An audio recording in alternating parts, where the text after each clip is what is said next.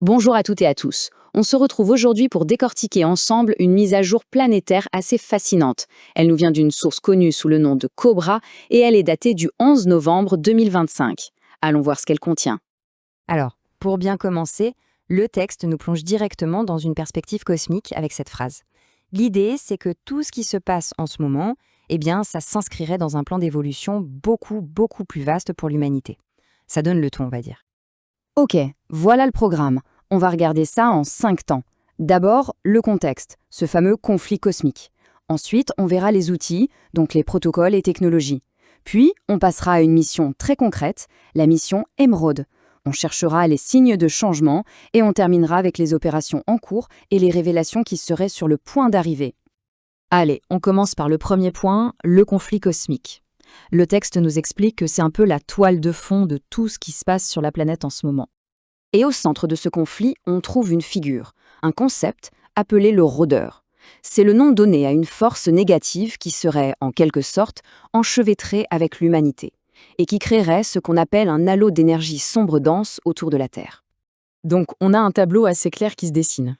D'un côté, les forces de la lumière qui travaillent à résoudre la situation, à effacer ces anomalies, et de l'autre, ce rôdeur et ces anomalies qui, eux, créent un véritable imbroglio, des perturbations, une sorte de lutte d'influence à grande échelle. Bon, face à ce tableau, la question c'est comment on fait? Quels sont les outils à notre disposition? C'est justement la deuxième partie de ce texte, les protocoles et technologies de libération. Et c'est là que ça devient intéressant, parce que le texte ne se contente pas de décrire le problème. Il propose des solutions, des méthodes très concrètes pour, je cite, nettoyer l'influence négative de nos propres champs énergétiques. Et voilà un exemple parfait, le protocole Espace Libre. C'est très simple en apparence. Il s'agit d'un protocole vocal. On se met au calme et on énonce à voix haute la commande « Commande Espace Libre » 3 fois de suite. L'idée, c'est de créer un appel direct pour une assistance énergétique. Maintenant, on passe à une échelle bien plus grande. Le texte parle d'une technologie nommée ATVOR ou Ventla. Il s'agit d'un champ d'ascension spécial qui serait émis par des flottes alliées, carrément, pour contrer ce fameux halo d'énergie négative du rôdeur. Et ce n'est pas juste une idée en l'air, la source donne une chronologie très précise. Ça commence en août avec l'ouverture d'un portail. En octobre, il y a une stabilisation du réseau. Et puis le 7 novembre, des flottes des galaxies M87 et M51 seraient arrivées. Et c'est à partir de là qu'elles auraient commencé à émettre ce champ ATVOR/Vendla dans tout le système solaire. C'est très détaillé.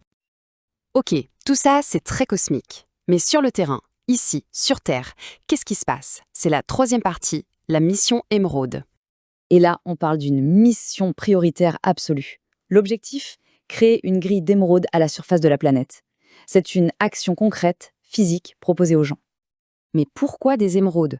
Selon le texte, elles ne sont pas juste des pierres, elles agiraient comme des ancrages physiques pour la clé de la nouvelle Terre.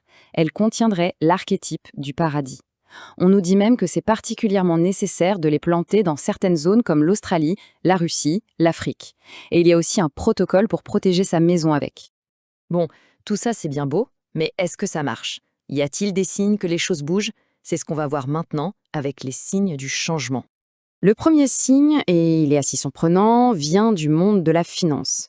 Le texte établit un lien direct entre la flambée du prix de l'or après le 21 août et un effondrement global de la confiance dans l'ancien système. C'est une interprétation très spécifique. Ensuite, on s'intéresse à l'impact sur les gens, et plus particulièrement sur les artisans de lumière. Selon une enquête citée, les résultats sont mitigés. On voit que la grande majorité, plus de 60%, ne ressent pas de changement. Mais, et c'est notable, presque 30% rapportent une amélioration significative de leur qualité de vie. Moins de 10% voient une dégradation. Et même les phénomènes naturels sont interprétés comme des signes. Par exemple, un événement solaire rare, un événement de protons solaires qui a eu lieu le 11 novembre, serait, selon la source, en train d'éliminer une partie importante de l'anomalie de surface. Donc, un événement astronomique est ici vu comme une intervention de nettoyage. On arrive à la dernière partie, et pas des moindres, les opérations et les révélations. Qu'est-ce qui se passerait en coulisses et qu'est-ce qui nous attend? Ici, le texte liste une série d'opérations qui seraient menées par les chapeaux blancs. On parle de nettoyage de laboratoires biologiques, du sauvetage de plus de 58 000 enfants, des choses très lourdes. Il est aussi question de la démolition d'une machine rituelle sous la Maison-Blanche et d'une aide à la divulgation en douceur sur les extraterrestres. Et puis, il y a une annonce, une promesse.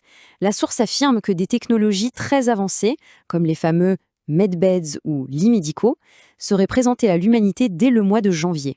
C'est une affirmation majeure.